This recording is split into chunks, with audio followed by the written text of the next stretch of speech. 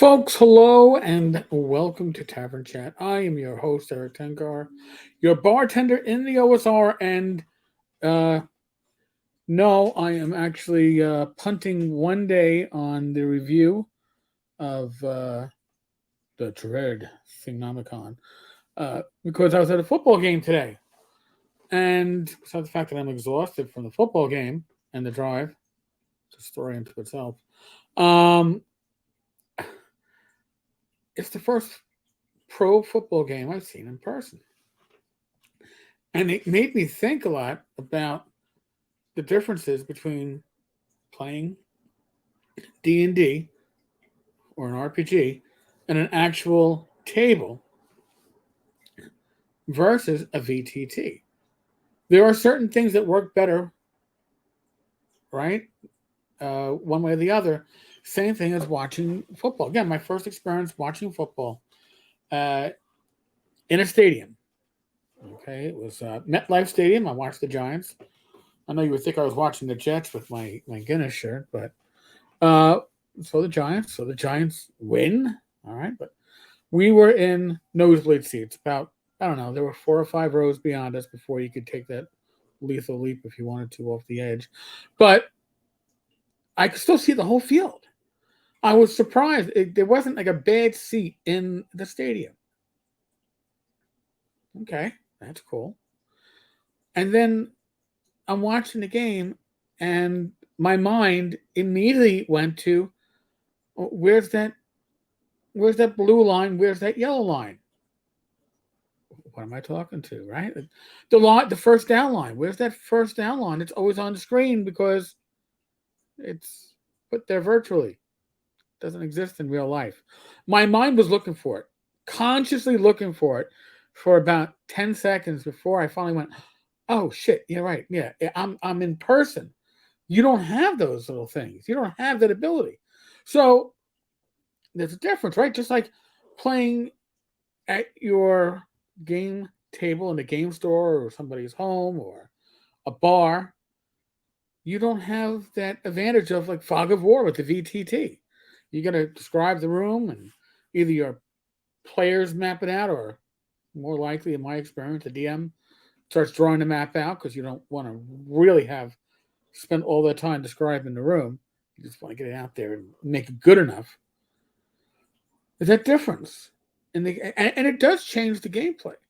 It changed my experience watching a game, listening to the crowd, listening to the chants, participating in ones like bullshit or whatever, right?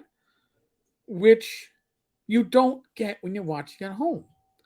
But when you watch at home, the gameplay focuses on where the ball is. And I'm amazed that they can do that. Now they haven't been at the game, and I get to see the whole board, right, the whole field, at one time. I rarely knew what the fuck was going on. The TV experience, I know what's going on. I'm watching it. But it's a different experience because watching it with the crowd, you get excited, you get pumped, you get involved in the game. Yet you probably have less knowledge of what's going on in the game than you do if you're watching it at your local pub or your sports bar or at home on your TV set or on your tablet, because they are trained to go. Those cameras and the people in the studio are pushing buttons, choosing cameras, and following that ball. And a few times they get confused, but then they find it, right? I was mostly confused. But the experience was amazing.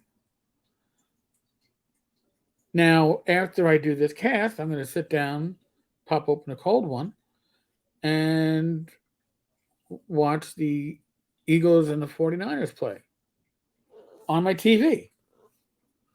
There's a difference, right? Well, here's the other thing, right? I was a designated driver.